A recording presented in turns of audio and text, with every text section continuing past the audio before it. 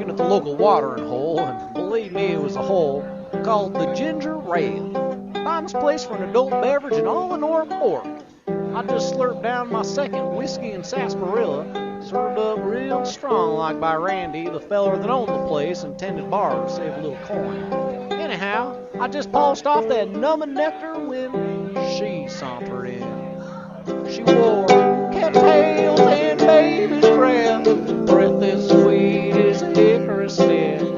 She'd be mine if I had my pen, write my mind like a candle's wick.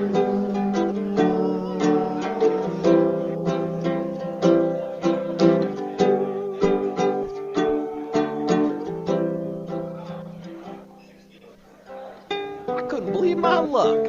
Me, a homely, haggard, hapless fool, and she came right up and started talking to me.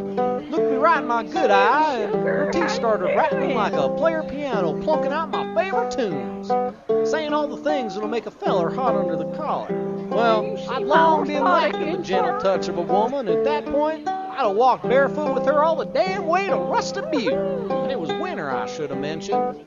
So, when she headed out the door of the ginger ale, I followed those cattails and baby's breath, breath as sweet as a hickory stick. She'd be mine if I had my pick, cleared my mind like a chest full of fish. Maybe one day.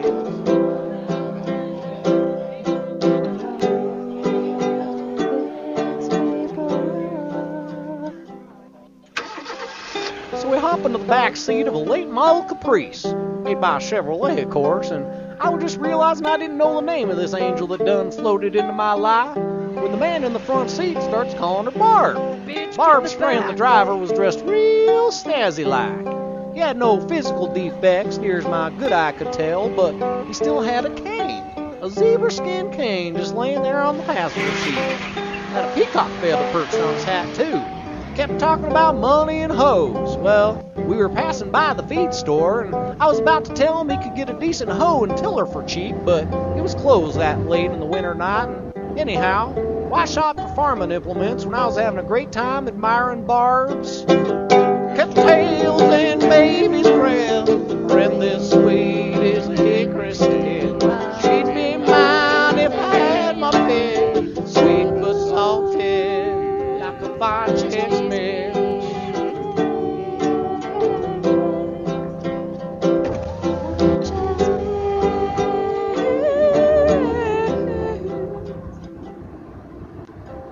Well, we finally slid to a stop in front of a local establishment called the Beaver Barn, the largest beaver belt emporium in all of North Fork, so as I'd always assumed. Never had a need to buy no beaver pelts, and I never was much of a trapper, so I'd avoided the place during my short time there. So me and Barb and her driver friend walk up to the door of the Beaver Barn, and he rapped the door with his zebra skin cane. As soon as that blue door opened, I realized this wasn't no place for pelt trading. This here was a den of ill repute. What my mama would call a house of whores. I had a hard time believing my sweet angel Barb would work at a place like this. Maybe as a secretary, or maybe she was a gal handy with plumbing, or maybe even the cafeteria lady. I asked her, and she said she could do any of those things, which made me mighty impressed. So versatile and flexible, so she informed me. And then it dawned on me, she had cattails and baby's breath, breath as sweet as a hickory stick. She'd be mine if I had my pick. She'd be mine, but also be rich. Oh, she'd be mine.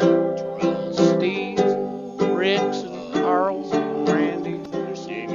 You know, she was a prostitute, so Yeah, Jeff. Sure, Jeff. what's a feller to do? And, Elliot. Jimmy. Well, I mentioned Jimmy, but he's here a lot.